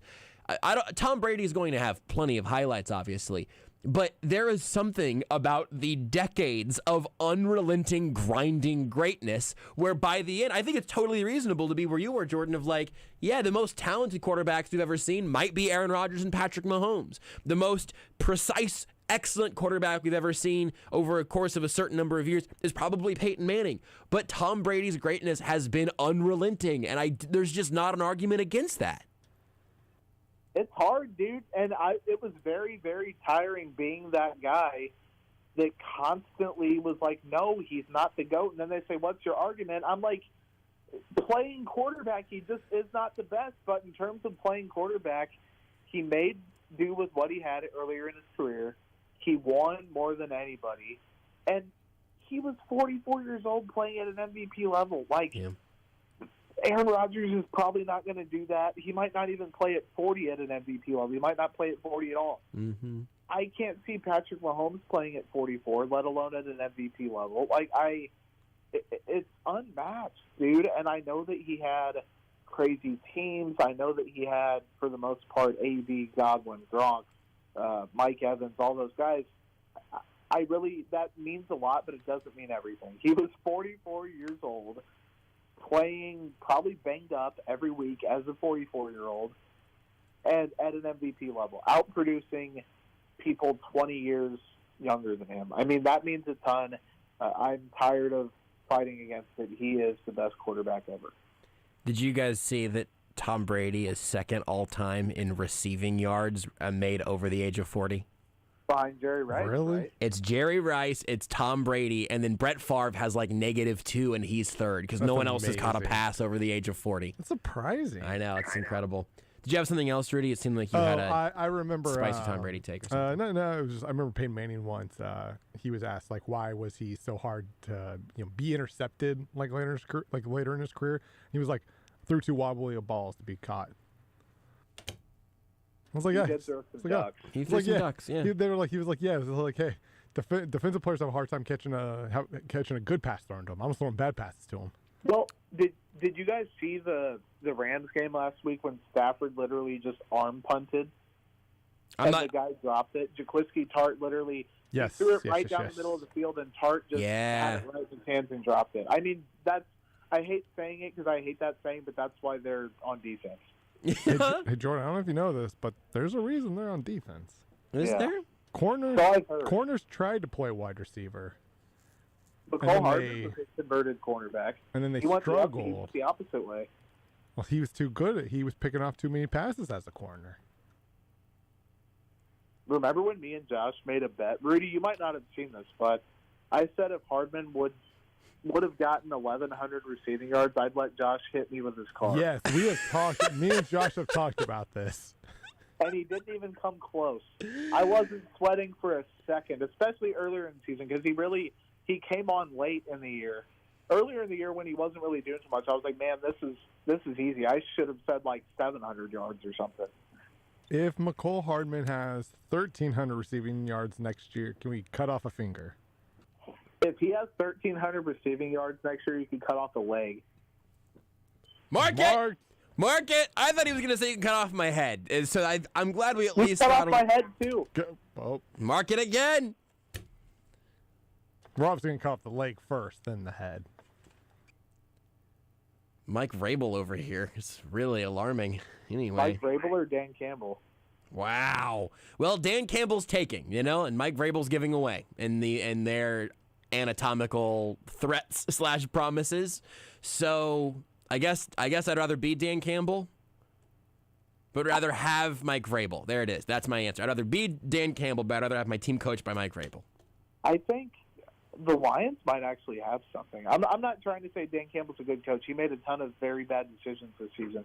But they might actually be like a competitive, not like a Bengals we expected them to win 6 and they are in the Super Bowl, but they could probably win like 6 or 7 games. I could see like next year if they have a good draft, good free agency. I like Dan Campbell quite a bit.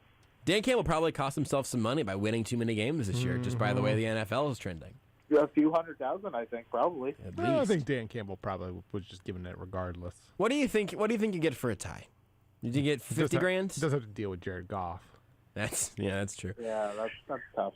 So here's one more thing for you, Jordan, and then we'll let you go. But the Brett Veach press conference on Tuesday was super interesting. We've played some of the audio. We might try to play some of the audio next segment. We're really good at following up on our promises to play audio. Last night, we're definitely going to play in the first hour. We're going to stun everybody. We're going to play a lot of it. I mean, I told you that wasn't going to happen. I forgot that I said that. Yeah, you sure did. But did anything from that presser jump out to you in terms of like what the Chiefs appear to be planning on having to do this offseason? Man, he brought up defensive line like 50 times. Yeah, he did.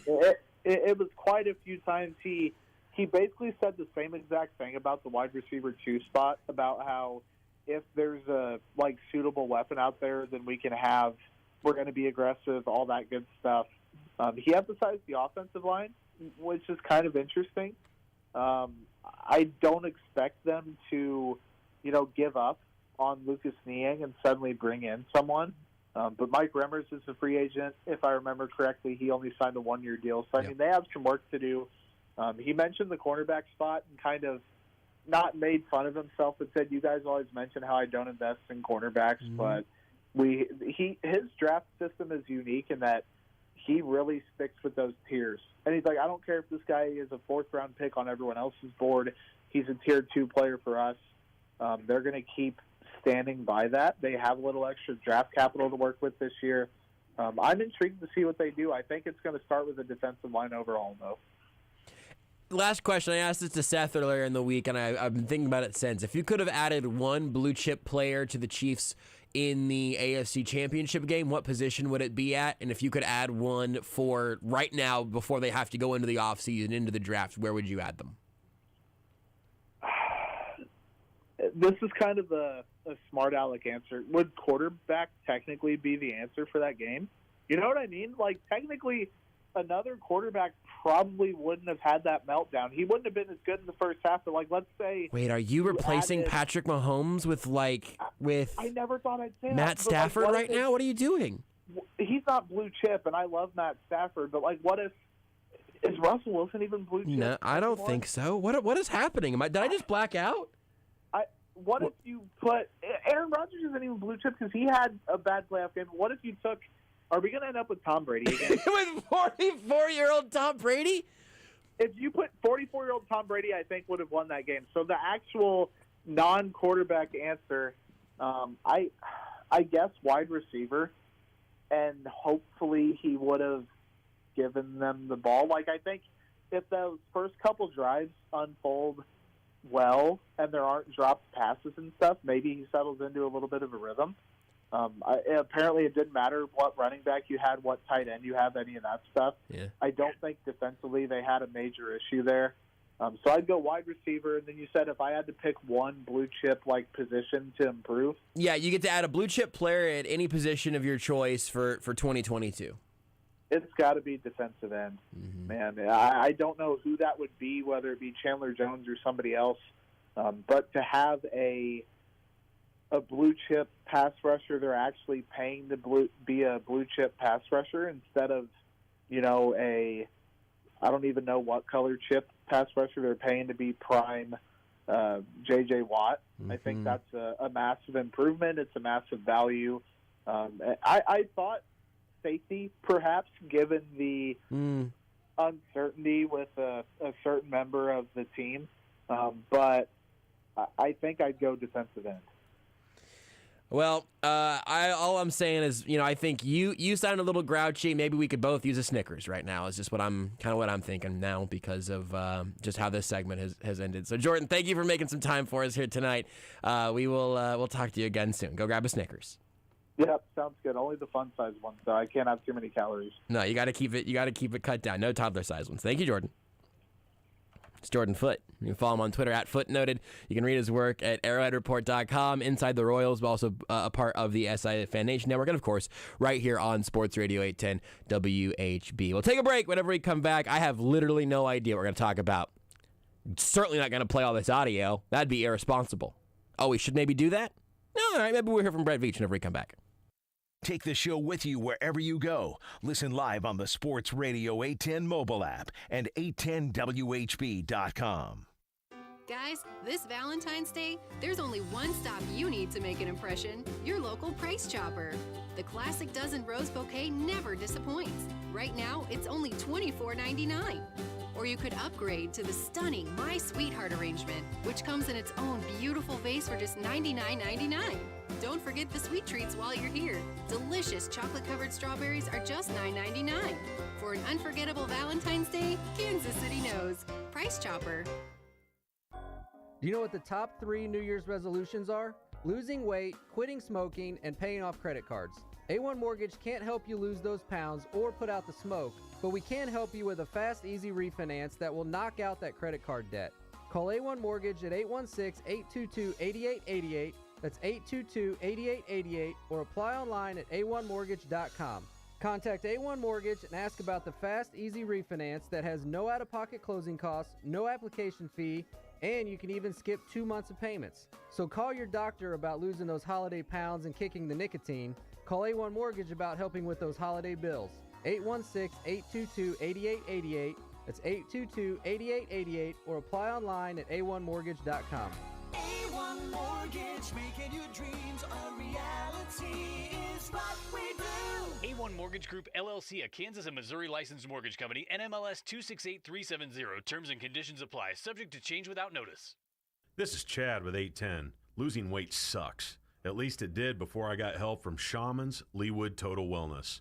I met with Dr. Kapoor, and he's got me on a program that's finally working. I'm not hungry, I'm not cranky, and I've lost over 20 pounds in just 6 weeks. Their team is easy to work with, and it's not just a pill, it's weight loss coaching, and it works. Check them out at shamantotalwellness.com or call 913-227-9150. Remember, life is better with the feather. Hello, Missouri. Switching to Geico is a good idea, especially when you consider everything. First off, Geico makes it easy to switch, and you can contact your local agent for personalized assistance. But having a trusted insurer in your life could make you feel so secure that you'll want to do something dangerous like run through a cactus patch, and that never ends well. Well, if you switch to Geico, you could save hundreds on car insurance, and you could keep saving by bundling your motorcycle, boat, and RV, plus your home or renter's insurance. But saving money might make you want to giggle gleefully, and when your mouth's open, a stray acorn could fall in there. It happens a lot, actually. Well, they do have an industry-leading mobile app you can use to pay your bill, file and manage a claim, or add a new driver. And they offer discounts to military and federal employees. And that might make you so happy that you start whistling all the time. Who likes whistling? Name one person. Well, Geico is the second largest car insurer in the country and has been saving people money for 85 years. It's hard to beat that. But you're right. Switch to Geico. It's obviously a good idea.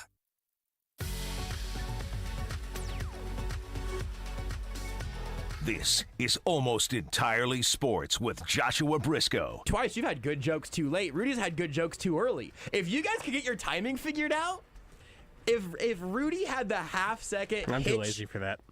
Here's the thing, man. If I could figure out my you timing. both did it again! On Sports Radio 810 WHB. I love that liner because it's nice to remember that this show's only going down from here. It's one of our better liners. Just as good as it gets. Yeah. So during the break, our beloved George called in to tell Rudy, to float an idea to Rudy. Rudy, why don't you set up what George said there? Because you told me during the break, and I couldn't help but start envisioning it. Yeah. So basically, I'll keep it the short version though. The premise was, what if? And George says this probably won't happen, and yeah, it probably won't. But also, I think there's probably a better chance of it happening than even George thinks. What if Rodgers just said, you know what? Forget all this. I'm done. Bleep it, I'm out. Bleep it, I'm out. I don't want to deal with this anymore. Seems like it's on the table. I'm focusing on Jeopardy. I still haven't named anybody. I'm going for that. We would get, in the same Canton class, Brady, Roethlisberger, and Rodgers. Not to forget Gronk, but just talking quarterback-wise. It is. I love this thought experiment because, first of all, imagine Ben Roethlisberger being inducted into a Hall of Fame class where he is clearly the third best quarterback and the third most likable quarterback out of 3 Hall of Fame quarterbacks in the same class. In that situation, and I think he's already going to because I think he already has to. Like, he's showing up in a walking boot because that's how he gets his sympathy. It's, hey, look at me, I'm injured. I hurt myself, walking over to the Benihana's last night, like I'm playing through an injury out here today. He might be egg-shaped by the time that Hall of Fame induction happens, right? Oh boy! Like a lot of professional athletes, they retire and they slim down. Josh, I don't know if you saw the reports, but before the season, Ben Roethlisberger was on a Tom Brady-like diet in a Tom Brady-like shape and just truly, he had committed to a method. Yeah. It was the TB12 method, but for him that stood for taquitos beer 12 times a day. He just every morning he would wake up, he'd open up a 12-pack of Busch Light, put 12 taquitos in the air fryer, and just shout out on those suckers. Taquito boy.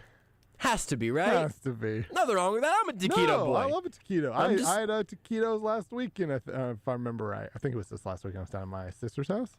I love a good taquito. Ben Roethlisberger loves good taquito. I'm just not a professional athlete or a horrible person. Allegedly. Was that a shot at Brady? No. Rodgers. No. I mean, Gronk? No. No. Well, I just certainly hope. Certainly can't be Roethlisberger. It's Family Man.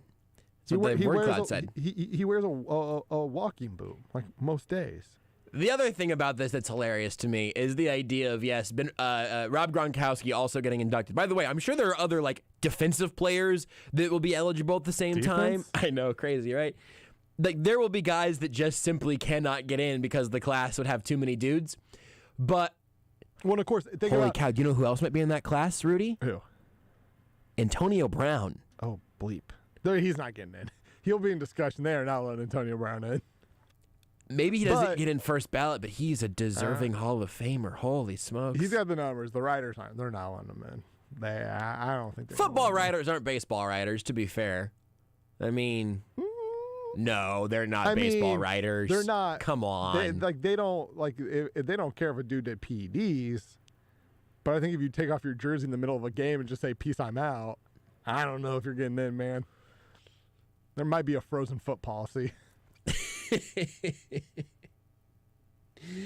I like the idea, though, of Gronk But if he does, Brown or Gronk? Brown. It'd be pretty great. Wild. That ceremony would be bonkers. And then think of anybody though who gets who's on their third ballot who gets in, right? Maybe not. Yeah. I can't think of those people, like of the exact people. I mean, I know Drew Brees retired a year or two ago. I think he's going to be first ballot. Yes, ballot. absolutely. Yeah. So he's good. Eli is almost definitely going to be a first ballot. Yeah. He won 2 Super Bowls and he's a Manning. Yeah. Currently, the East West Shrine Bowl, they just scored a touchdown and then did a celebration of a keg stand. Nice. Did you? Or I know you saw because I sent it to you. Eli is send off to Tom Brady, where he's just like, "Yeah, thank you for sharing some of those Super Bowl moments with me." What he should have done though was when he should have waved goodbye with the rings on his finger, like facing out. That would have been good. Just a little hey, look at him, Tom. I would like for Rob Gronkowski to get into the Hall of Fame, have his bust unveiled. He can do his speech, which I'm sure will be long and eloquent, and then he grabs the bust by the head and just spikes it into the stage. Can we get the first full body bust? It's just him spiking a football. Wow, well, that's just a statue. Well, but it's small. It's still a statue. Yeah. I'm gonna sneeze again. I sneezed once and I was able to hit the cough button, and this time, it went away. I was gonna say because if you needed to, I can stall. Because the other crazy, I guess it's kind of stall. It's kind of a crazy Brady stat. A Brady stat. Tom Brady. A Tom Brady stat. Give my mic so I can blow my nose. Will do. Eli talked about this during also his goodbye video to Tom. He was like, "I enjoyed watching you play when I was in college. I enjoyed watching you play while I was in the NFL, and I enjoyed watching you play after I retired." Which was just absurd. Insane. Like Eli played with Tom Brady, but was a fan of his in college and a fan of his in retirement, and yet Tom Brady's still playing. And Tom Brady doesn't have a year left. Tom Brady's got at least 3 good years left of football, and maybe more. Tom Brady was not slowing down. Skylar Thompson threw that touchdown pass in the East West Shrine Bowl. Nice. There you go. Good for Skylar. K-State. K-State. Where did Gronk go to school? Arizona. I actually couldn't remember for a second. I blacked out. I'm sure he did too. He's from Buffalo. Yeah. From Buffalo, went to Arizona. Smart move. Probably would have been a smarter move to go to Arizona State, but I think for him, Arizona at that time was better at football, so it was like, hey, I can still party. I'm close enough, and we'll be a little bit better. I almost just made it an incredibly disrespectful joke that I will make here now, which is that Gronk didn't go to Arizona State because Arizona is a state, and he got confused. But it's a good joke. It is wild to me that all the commercials he's currently in, there's like, hey, man, just play the dumbest person imaginable. He's like, okay. The current commercial he's in is him trying to pull a fast one on the U.S. Army. That's exactly right. He's trying to get in the USAA for some reason, and they ask his number. He's like, 87. They've basically cast, oh my God, what does Disney love doing right now? They love live action remakes. Yeah.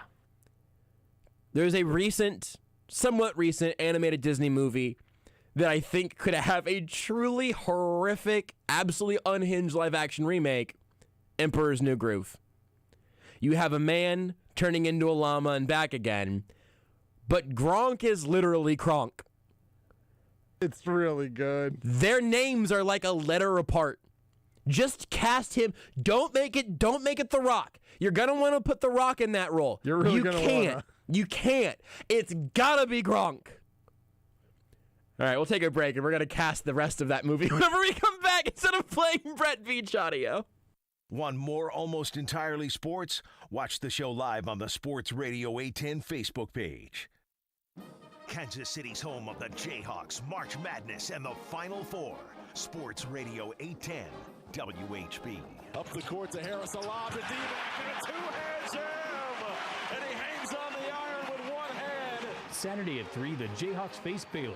Coverage of Kansas basketball on Sports Radio 810 WHB is brought to you by Hy-Vee, Buck Roofing, Harry's Brewery Collection, Victory Ford, and 23rd Street Brewery.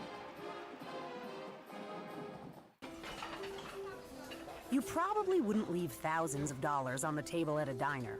Why leave thousands on the table with your tax return? Jackson Hewitt will help make sure you don't. This year, there are thousands of dollars worth of new tax credits. Your Jackson Hewitt Tax Pro will help you track down every last one. so you get your biggest refund guaranteed. Don't leave thousands on the table this year. Discover thousands of dollars in tax credits instead. Check, please. Learn more at jacksonhewitt.com. It's football season again, which means it's football season again. And here at Frank's Red Hot, we've put together a completely exhaustive list of essentials that will bring everyone together on game day. Essential number 1, Frank's Red Hot. I mean, come on, people, that was a given. Number 2, wings. Like, just so many wings. Okay, it looks like that's it. There's not even a third thing on the page. Do I just say the first 2 essentials again, or is that weird? Nope, just Frank's and wings? Okay, yeah. Frank's Red Hot. I put that on everything.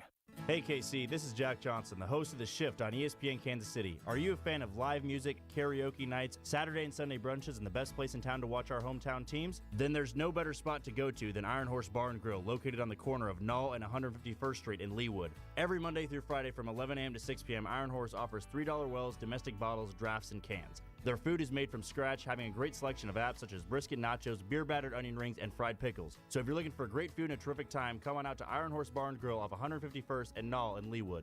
Spring is right around the corner in Kansas City, and your hometown friends at Bushnell are here to help you gear up for the months ahead. We share your love and passion for the outdoors, and we want to help you live out your passion. Whether that's hunting, target shooting, bird watching, or anything in between, Bushnell has the gear you need, including items like the Spectator Sport Binocular featuring focus-free, perma-focus technology. Come in and visit our Bushnell store location in Lenexa, or check out the all-new Bushnell.com to find the perfect items for your springtime adventure needs. Joe's Kansas City Barbecue has made their New Year resolution, and it's to serve more barbecue. That means more competition meats by the pound during playoff football and basketball watch parties. That means more curbside pickups when you order on the Joe's Kansas City app. That means shipping more Joe's Kansas City Barbecue anywhere in the nation to your friends and family. And that means more catering meetings and events at the Joe's 180 room in Olathe. Check out all Joe's can do for you in 2022 at www.joeskc.com.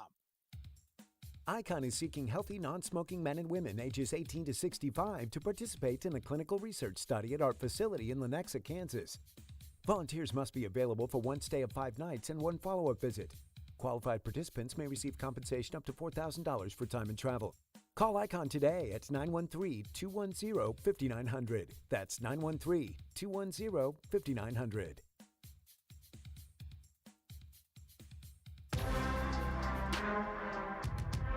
You're listening to Almost Entirely Sports. Z-Man says, hottest dudes on Twitch. Yep. Hottest takes on sports. Nope. Excellent sports talk. Yep. Entirely sports. Nope. Slim chickens. Yep. Baked potato. Nope. With Joshua Brisco. And I don't really know what that's about, but I do look forward to being confused about that liner in 3 weeks. On Sports Radio 810 WHB. I regret not reading that liner like the E40 song. Hottest dudes on Twitch. Yup. Hot sports takes. Nope. You know what I'm talking about? All right, here's my live action casting of The Emperor's New Groove. We're not gonna have time to get to any Brett Veach audio today. So we are casting Rob Gronkowski as Kronk. Yeah. If you really wanted to get this off the ground, you make it Dwayne Johnson. I want Gronk to be Kronk. The role of Yzma, played by Tilda Swinton. It's just a layup. Mm-hmm. It's just an easy one. She's got such range. But who is going to play Kuzco? He has to be an emperor that also ends up somehow having like human eyes of a llama. Michael Cera. Not bad. I'm going a little bigger, a little more flamboyant though. Yeah. Got another one? I got mine written down. I'm not going to tell you mine until you've gotten your shot off. I don't know if I can get it. Does Intern Adele have a casting for Kuzco? Live action casting for Kuzco. No ideas. Ben Schwartz. Yeah. He's good in those roles. I mean, he showed it with Sonic, right? Right? Yeah. That's the choice. Watching him in llama makeup and everything, it's the right horrifying. But I think that casting works. Hey, show's over for us tonight. We have NBA action tonight here on Sports Radio 810 WHB. Enjoy that. We'll talk to you tomorrow. Until then, bye, Mom. You're listening to Almost Entirely Sports with Joshua Brisco on Sports Radio 810 WHB. With PatriotSoftware.com, accounting and payroll, keep your time and money. Mike Capel here, serial entrepreneur. We entrepreneurs are always improving